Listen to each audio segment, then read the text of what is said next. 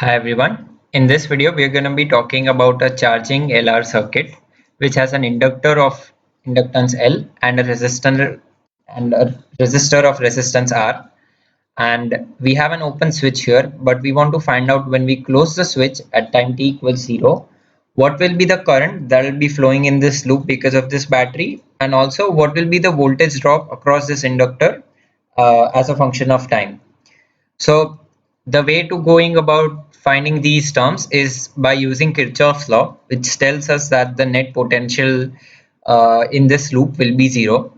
So using that Kirchhoff's law, we can write down that the voltage drop across the battery is V naught, straightforward. The voltage drop across the resistance R will be equal to IR. So voltage drop across the resistance R will be equal to IR, where I is the current in the circuit that we want to find out. And the voltage drop across the inductor is given as L di over dt, where di over dt is the first time derivative of current with respect to time. So we have, coming back to the circuit and Kirchhoff's law, we have the potential drop across the battery as V naught. Then we have the potential drop across the resistance R as equal to minus IR. And then also the potential drop across the inductor as minus L di by dt. So all the potential differences in this equation circuit has to be summed up to be zero. So that is what we get from Kirchhoff's law. Now this is a differential equation of in terms of I, and we want to solve this equation. But before doing that, it's very useful to find out the behavior and have a general idea of how the circuit works. So an inductor, as I like to think about it, is a very stubborn object and it doesn't want to let current flow in the circuit. So whenever the switch is closed at time t equals 0, the inductor will in all its power try to stop the current from flowing in the circuit, and eventually it will lose motivation and it'll allow current to start flowing. So if we were to plot current as a function of time, at time t equals 0 at the origin, the inductor would try to stop the current from flowing and we'd have zero current since the inductor is blocking the current from flowing.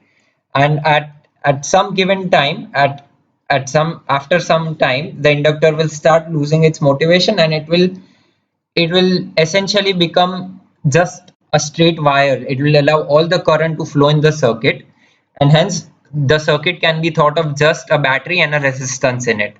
So the current in that case, when the inductor is after a long time, the voltage drop across the resistance is simply given as V naught equals IR.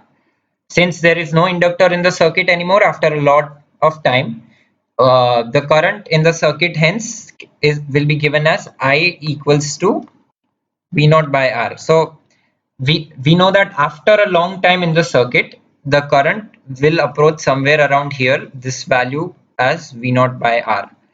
So we know that at the starting time, the current in the circuit will be zero. And after a long time, since the inductor does not act anymore, the current in the circuit will simply due to the resistor R, which is V naught by R.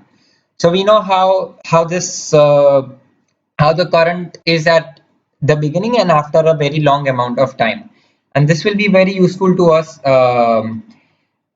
in determining some initial conditions, as we'll see. But similarly, let's draw another plot. This graph will be given as the voltage drop across the inductor. So let's write it as VL in as a function of time. So we want to find out the voltage drop across the inductor as a function of time. So again, like I said, the inductor will in its full power try to stop the current from flowing in the circuit at time t equals 0. So it does that by generating a potential equal to the battery, so that the two potentials cancel out and there's no current flowing in the circuit. So at time t equals 0, the potential drop across the resistance will be equal to V naught, since it has to cancel the potential due to the battery. And after a long time, since it starts losing its effect, the voltage drop across it will drop to 0. and these two and these initial and final values are very helpful to us, and the behavior that we'll see between these two values is something of this sort. The current rises and then attains a maximum steady state value that we'll find out, and similarly the voltage drops exponentially and attains and asymptomatically approaches zero, so it'll obtain the value zero after a very long amount of time. But let's find how how these lines are derived, what is the equation between current and time, how current evolves with time. So to do that we have to solve the Kirchhoff's law equation. So we have to solve this equation right here, and let's rearrange this equation to make our lives a little easier. So we'll write it as follows: L di by dt will take on the other side and we'll write it as so. And then what we'll do is we'll divide both sides of the equation by L.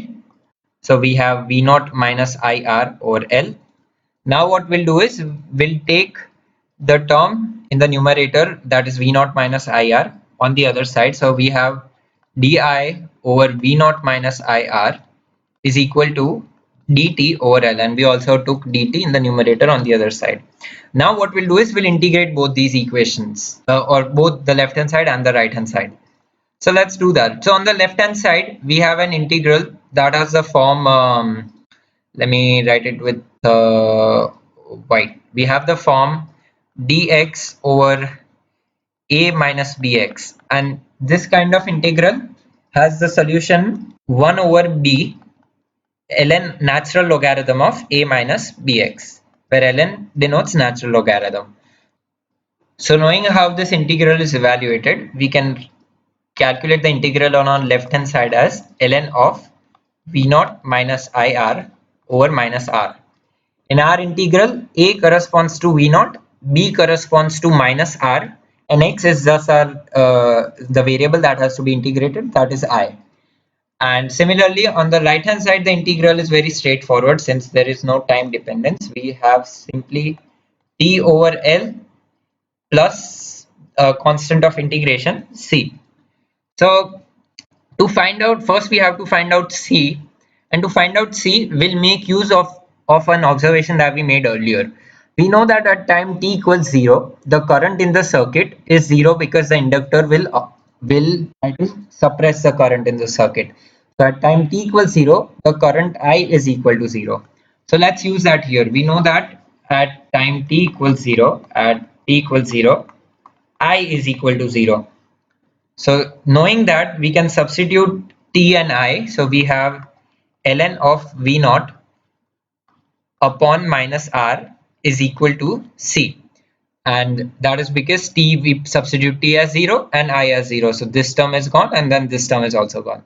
So we now have the constant, the value of the constant of integration c. So let's put that in. So we have ln of and let me just put this in a box so we don't confuse that. So substituting the value of c in our equation again, we get ln of v naught minus ir over minus r is equal to t over L plus ln, let me just put that as minus ln of v naught over r. So we substituted the value of c in the equation and we now have to solve this further. So the first thing we'll do is we'll multiply both sides of the equation with minus r. So we get minus rt by L. On the left hand side minus r cancels out, and we have here ln of v naught, because the minus r cancels out with the minus r here.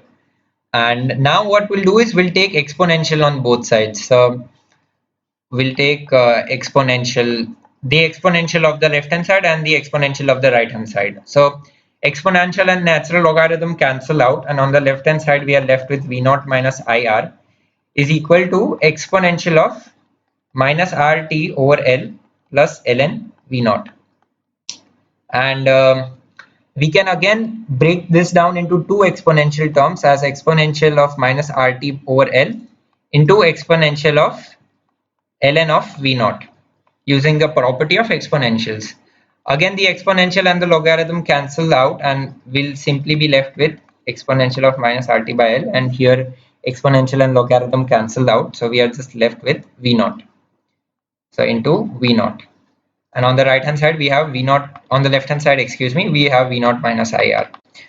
Our goal is to find I, so let's rearrange this even more. So we have V naught minus V naught exponential of minus RT over L is equal to IR, right? And what we'll do now is, we'll on the left hand side we'll take out V naught as common, and we'll write down 1 minus exponential of minus RT over L is equal to IR.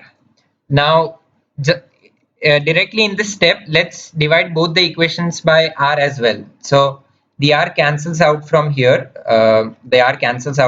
and it divides right here. So V naught minus R is also known as, can also be called as I naught. So I naught is the maximum amount of current that can flow in the circuit. And we'll see where that is in the graph again, but for now let's just focus on solving the equation. So we have now derived I as a function of time, and you can see this function right here, 1 minus exponential of minus RT over L, can also be rewritten in a more simplistic manner. So let's write it that again, I equals I naught 1 minus exponential of minus T over tau. Now what is this tau? So here we write tau is equal to the time constant, and we'll see how it is relevant. So time constant, and its value is L over R. So now if you have been given circuit as we saw in the beginning, if you know the inductance L of the inductor, and you know the resistance R, and you know what the battery voltage is, you can determine the current in the circuit as a function of time using this equation right here. And again, as I mentioned, I naught is equal to V naught over R. So I naught is the maximum current that can flow in the circuit. And if we were to let's just plot it again. If we were to plot the current in the circuit as a function of time, so let's do that. Let's plot it as a function of time.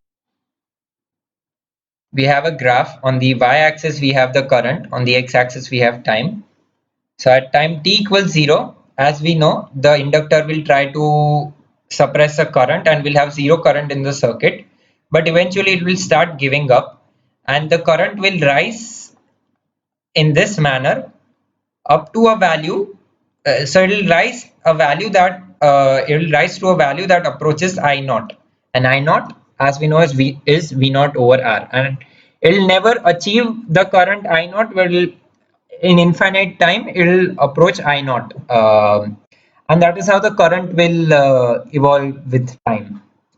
Now, if we want to find out the potential drop across the inductors, that was the other thing that we wanted to find out, the potential drop across the inductor, that is given as L di over dt. So let's calculate that differential. We have we want to calculate the voltage drop across the inductor as indicated by V sub L. So V sub L is equal to L di over dt. Now that we know the current in the circuit as a function of time, we can now solve this differential. So we found out the current as I equals I naught 1 minus exponential of minus t by tau. So let's substitute that here. So we have I naught 1 minus exponential, that is entirely in brackets, of minus t over tau. And if we want to differentiate this, we notice that only the exponential term has a term that has t. So let's simplify this and solve this differential as follows. We have L d over dt of I naught minus I naught. I've multiplied I naught inside the bracket with both the terms, and now the first term has no time dependence since I naught has a constant value given as V naught over R. V naught is constant, R is constant with time, so I naught is constant with time. So the first term has a zero derivative. However, the second term has a derivative that is given as minus I naught, and when you differentiate an exponential you get the exponential term itself, but then you have to use the chain rule. So we differentiate the term inside the exponential, and when we do that we get minus 1 over tau. So now that we have this, let's simplify this further. So now using the relation we have as tau is equal to L over R, let's substitute that in the next step. We have L I naught exponential of minus t over tau into 1 over tau. The two signs cancel out, and let's substitute tau as L over R. So here we write tau is equal to, instead of tau we write L over R, and the R in the denominator goes in the numerator again, and the inductance on outside the bracket and inside the bracket cancels out, and we are simply left with I naught R exponential of minus t over tau. And I naught R again can be written as V naught, which is again the maximum potential or the potential of the battery that we have, and the exponential term remains as it is. So inside the exponential we have exponential of minus t over tau, and this is the voltage drop across the inductor as a function of time.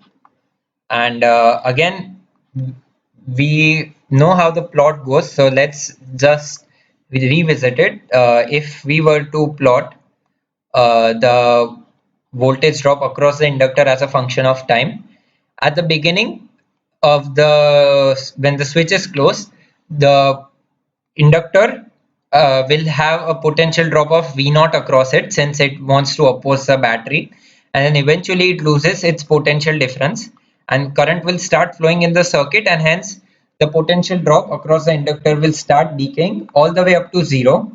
It won't it will have a voltage drop of zero at infinite time, but the plot can be drawn as follows. So, and that is this function. It decays exponentially with time. The potential drop, that is the potential drop across the inductor, decays exponentially with time according to this relation. So again, if you have been given the values of L and R, you can find out the time constant tau with this relation, and you can then find out the potential drop across the inductor using this equation at any given time step. And so that's how you determine the potential drop and the current in the circuit as a function of time in a charging LR circuit. There are other variations of this circuit which we'll see in later videos, but that's it for now. If you like my explanation, please give this video a like. If you have any comments or suggestions, leave them in the comment section down below, and thank you for listening.